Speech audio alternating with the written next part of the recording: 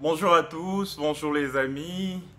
Je suis très heureux de bien vouloir vous retrouver ce samedi. C'est de la part de votre ami Gate Nancy Matuele. On continue toujours sur les études aux États-Unis. Alors, les amis, dans la vidéo de la semaine dernière, c'était prévu que nous parlons euh, ce week-end euh, en détail des différents tests qu'il faut prendre pour pouvoir intégrer ou bien trouver une inscription dans les universités américaines. Seulement, nous ne parlerons plus en détail de ces différents tests qu'il faut prendre, tout simplement parce que nous avions reçu plusieurs questions très pertinentes de certains amis. Et donc, suite à ces questions, ces remarques, aussi quelques suggestions, nous avions souhaité parler du coût des études aux États-Unis, parler du coût de vie aux États-Unis, donc du loyer, du manger, donc tout ce qui est coût, disons, allant dans le sens de manger, loyer, boire, habillement, tout ça là, il faudrait que nous en parlons afin que les amis qui comptent venir étudier aux États-Unis sachent comment se préparer en conséquence. Alors, après cela, nous parlerons également des différentes options. Y a-t-il des options pour minimiser ces coûts? Donc le coût des études, le coût de la vie. Et enfin, nous parlerons de, en fait, du temps qu'il faut pour pouvoir se préparer à ces différents tests qui vont nous permettre d'être admis dans les universités américaines. Alors, sans plus tarder, nous allons donc aborder notre premier point de ce matin qui porte sur le coût des études aux USA. Alors, les amis, pour étudier aux USA, il faut se préparer en conséquence. Donc, il va falloir que nous le disions ici pour ne pas que nous nous aventurions. Le coût des études aux États-Unis varie d'une université à une autre. Cela varie également d'un État à un autre. Nous savons que les États-Unis, c'est un grand pays avec près de 50 États. Et donc, selon les États, le coût des études varie d'un État à un autre, mais aussi,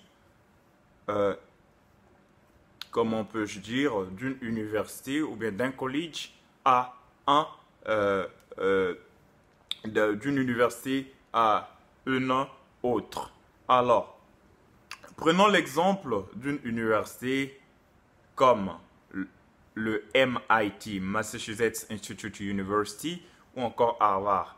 Ce sont des universités qui ont toutefois figuré en tête des meilleures universités au monde.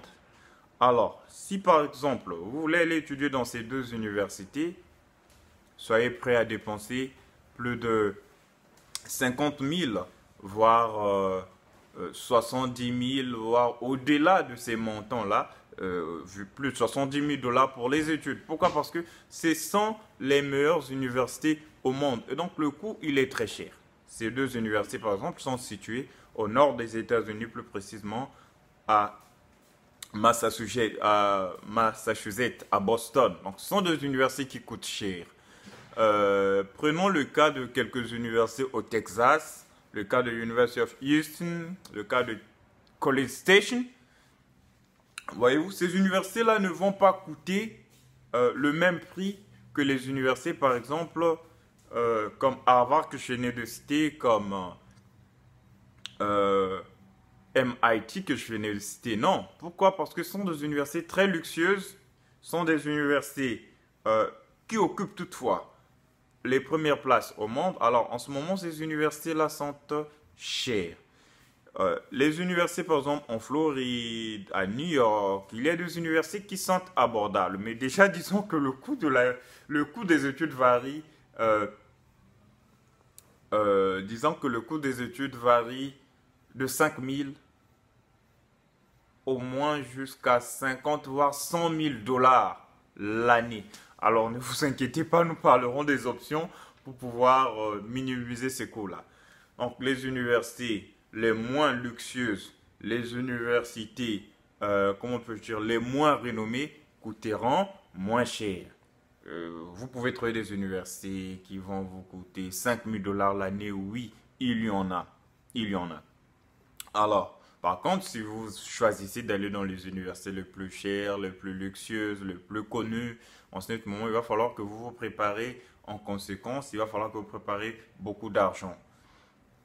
Donc, voilà un peu ce qu'on peut dire sur le coût de la vie, sur le coût des études aux USA. Donc, ça coûte cher, c'est vrai. Ça peut aller de 5 000 jusqu'à 50, voire un peu plus même, à 100 000 $. Mais tout dépend aussi de ce que vous voulez faire, l'option. Est-ce que vous voulez aller faire des études de droit? Est-ce que vous voulez aller faire médecine? Est-ce que vous voulez aller faire l'ingénierie?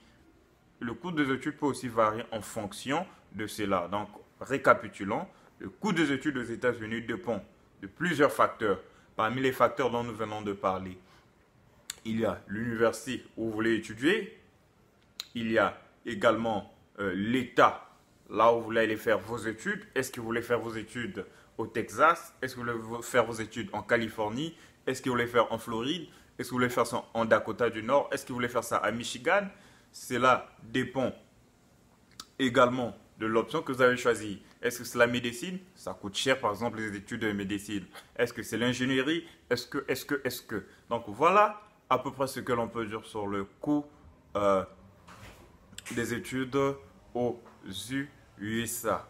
Alors, après avoir parlé du coût des études, notre second point, nous avons dit que nous allons parler, nous parlerons du coût de la vie, donc du coût de vie aux États-Unis, pour les étudiants bien entendu. Alors, quand on est étudiant, on a besoin de beaucoup, on a beaucoup de besoins. On a besoin des livres, on a besoin de manger, on a besoin du loyer. Bien entendu, si on n'a pas de parents aux États-Unis, il faut louer. Il faut le loyer. Ça aussi, il faudrait qu'on en parle. Alors, le coût de vie n'est pas assez cher. Ce n'est pas assez cher, mais cela dépend aussi de l'état dans lequel vous choisissez d'étudier. Par exemple, en Floride, la vie coûte un peu cher. Donc, disons les villes les plus célèbres là, comme Miami, New York, en Californie, voilà, à Los Angeles par exemple. Si vous choisissez d'aller étudier là-bas, ça coûte cher. Les maisons coûtent cher. Mais par contre, il y a aussi des États, lorsqu'il y a des bonnes universités, mais le coût de vie est assez faible. C'est le cas par exemple des États comme la Louisiane, des États comme la Nouvelle-Mexique, des États comme au Texas un peu, c'est pas assez cher, mais c'est pas aussi trop moins cher non plus. Alors, donc, après avoir parlé du coût de la vie, donc le manger, le loyer, nous parlerons des options pour pouvoir aller dans ces universités-là. Est-ce que ces universités-là sont ouvertes aux pauvres, comme le nous autres, là? Est-ce que ces universités-là ne sont ouvertes qu'aux riches? Alors, les amis, certes, nous venons de parler du coût des études qui est assez cher, qui est assez énorme, surtout pour les étudiants africains comme nous, qui venons des parents pauvres.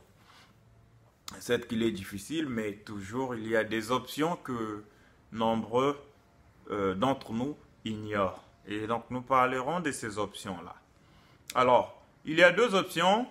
Est-ce que nous sommes issus d'une famille pauvre ou bien nous sommes issus d'une famille riche? Alors ça, il faudrait qu'on en parle clairement pour ne pas qu'on plonge dans les aventures et que l'on regrette une fois aux États-Unis. Alors, pour les amis issus d'une famille pauvre, comme moi, écoutez bien les amis. Si nous sommes issus d'une famille pauvre, comme Gate Nancy Matuele, alors en ce moment, nous vous recommandons de choisir une université d'abord, qui ne va pas coûter assez cher. Partez en ligne, faites les recherches. tapez cheapest university in the United States. Donc les universités qui ne coûtent pas assez cher aux États-Unis. En dehors de cela, cherchez les États qui ne nécessitent pas assez d'argent, dans lesquels vous n'allez pas assez dépenser. Alors, autre chose, je vous suggère de tenter le Fulbright. Le Fulbright, c'est une bourse ouverte à tous les étudiants du monde. C'est une bourse qui va vous donner la chance de venir étudier aux États-Unis sans pourtant dépenser un seul franc de votre poche. Vos parents n'auront rien à dépenser, mais cela est basé sur le mérite. Comment ça se passe? Rapprochez-vous de l'ambassade des États-Unis dans votre pays. Une fois au niveau de l'ambassade des États-Unis dans votre pays, dites-leur que je voudrais étudier aux États-Unis, mais je n'ai pas assez de moyens et je compte sur une bourse appelée le Fulbright. Oui, ils vous parleront de cette bourse. Ça existe, c'est réel. Qu'est-ce que vous avez besoin? Vous avez tout simplement besoin de passer un TOEFL. Et l'argent pour passer le TOEFL ne sortira pas de votre poche. L'argent sortira du gouvernement américain, donc via l'ambassade des États-Unis. Ils vont financer le TOEFL pour vous. Tout ce que vous allez faire, c'est de venir participer au TOEFL. Vous venez vous participer au TOEFL. Quand vous avez un bon score au TOEFL, autour de 80 et plus, et vous allez écrire un petit projet dans lequel vous allez détailler ce que vous comptez venir faire aux États-Unis comme étude. Alors, l'ambassade des États-Unis va s'occuper du reste. Ils vont voir est-ce que le projet est bon. Voilà, les résultats au TOEFL sont aussi des bons résultats. Alors, en ce moment, ils vont décider ou pas de vous accorder cette bourse. Mais très souvent, quand vous avez un bon résultat au TOEFL, votre projet il est bon, on vous accorde cette bourse, vous partez étudier aux États-Unis. Il y a beaucoup d'amis africains que j'ai rencontrés ici qui reviennent des différents pays comme le Congo-Brazzaville, comme le Cameroun, comme le Nigeria, l'Afrique du Sud. Ils sont là, ils sont venus via cette bourse, le TOEFL. Donc, s'il vous plaît, les amis, partagez la vidéo, profitez de cette bourse-là. Elle est gratuite. Pour nous, les pauvres, quand vous en avez, eh ben voilà, c'est une porte d'entrée aux USA. Vous venez pour un master de 2 ans sans pourtant rien payer. Le gouvernement américain dépense à votre place, vous ne remboursez pas. Eh ben, voilà, vous faites vos études normalement comme il se doit. Alors, encore une autre option, si vous n'êtes pas assez riche, ne cherchez pas les universités qui coûtent assez cher. Cherchez les universités, par exemple, qui peuvent vous coûter autour de 5 000, 8 000, 9 000, 10 000 dollars l'année. Si vous êtes sûr que les parents peuvent supporter, bien entendu. Maintenant, pour les amis qui ont des parents riches, alors, pour les amis qui ont les parents riches, pour vous, c'est plus facile. Vous n'avez pas besoin que du Fulbright. Les portes sont aussi ouvertes pour vous. Et il y a plusieurs portes. Vous pouvez passer par le Fulbright, donc profitez de cette bourse-là. Tout comme si vous ne voulez pas passer par le Fulbright, vous pouvez passer par le TOEFL et le GRE, le Radio Record Examination, le Test of English as a Foreign Language. Vous faites tout ce test-là. Une fois que vous avez des bons résultats à ces différents tests, les amis, vous appliquez dans les différentes universités. Vous faites les universités de votre choix selon les États que vous voulez. Vous faites le choix des universités, vous envoyez vos résultats et ils vont décider s'ils vont vous accueillir ou pas. Mais toutefois, nous rappelons que le secret, c'est le TOEFL, le GRE. Maximisez, maximisez, maximisez. Faites en sorte que vous ayez des très bons résultats lors de ces tests et vous verrez que l'admission au sein de ces universités sera une chose facile. Alors, les amis, donc nous venons de parler des options pour pouvoir intégrer les universités américaines. On a parlé des options selon les amis qui n'ont pas assez de moyens, issus des familles pauvres. Et nous avons également parlé des options selon les amis qui sont issus des familles un peu riches, des familles qui ont assez de moyens. Alors, les amis, nous allons donc parler enfin d'un facteur très capital que beaucoup de gens ignorent. C'est le temps, le facteur temps, oui. Nous voulons étudier aux États-Unis. Oui, c'est bien, c'est une bonne chose, mais ne soyez pas pressés. Préparez-vous en conséquence. Ça nécessite le temps. Le temps, le facteur temps compte énormément. Si vous voulez venir étudier aux États-Unis à partir de l'année prochaine, les amis, n'attendez pas juin, n'attendez pas juillet, n'attendez pas août. Ça ne marchera pas, vous ne serez pas admis dans ces universités-là. Prenez votre temps. Le minimum que vous pouvez prendre, c'est 6 mois, sinon plus, 1 année, 2 ans. Si vous avez ce rêve de venir étudier dans les universités américaines, prenez votre temps et préparez-vous en conséquence. Le minimum que je peux vous conseiller, c'est 6 mois. Sinon, le minimum, c'est peut-être... enfin, 1 année, même 6 mois, c'est peut-être peu. Sinon, c'est peut-être à partir de 1 année et plus. Afin que vous vous préparez. Parce que c'est pas trop comme ça se passe dans nos pays. Dans certains pays, dans mon pays par exemple, le Congo-Brazzaville,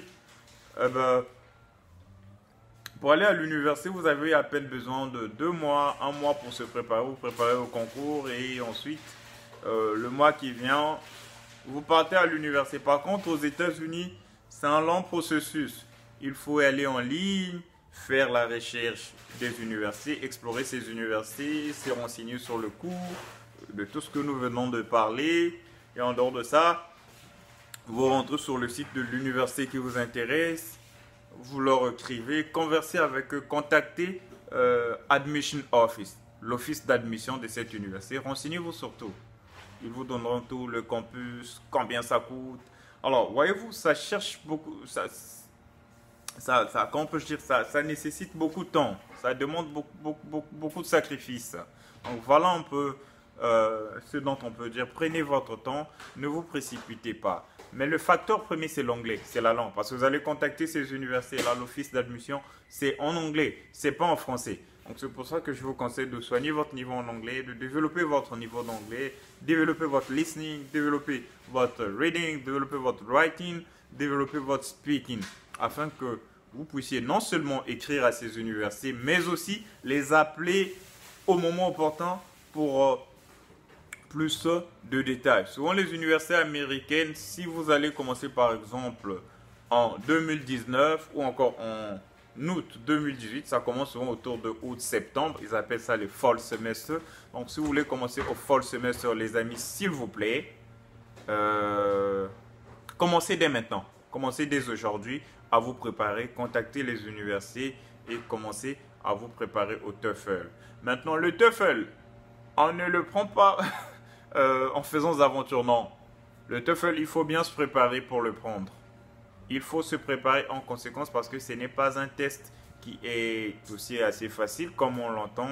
Il faut se préparer en conséquence pour pouvoir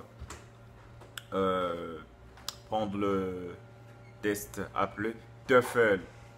Alors, la durée que moi je peux vous recommander, c'est de 5 mois, mais tout dépend de votre niveau. Hein. Prenez au moins 5 mois pour pouvoir vous préparer au TOEFL. Mais j'insiste, tout dépend de votre niveau. Si vous avez déjà un niveau assez intéressant en anglais, alors en ce moment, vous pouvez prendre 3 mois, 4 mois pour vous préparer. Mais si votre niveau n'est pas assez intéressant, disons que vous avez un niveau 0 ou bien débutant, en ce net moment, prenez 1 année pour vous préparer au TOEFL.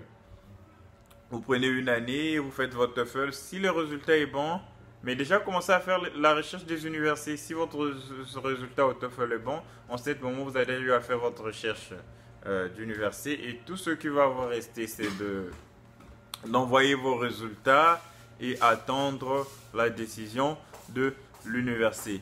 Donc voilà les amis, c'est dont on pouvait dire ce matin pour les études aux États-Unis. Et nous vous conseillons d'être persévérant, persévérer.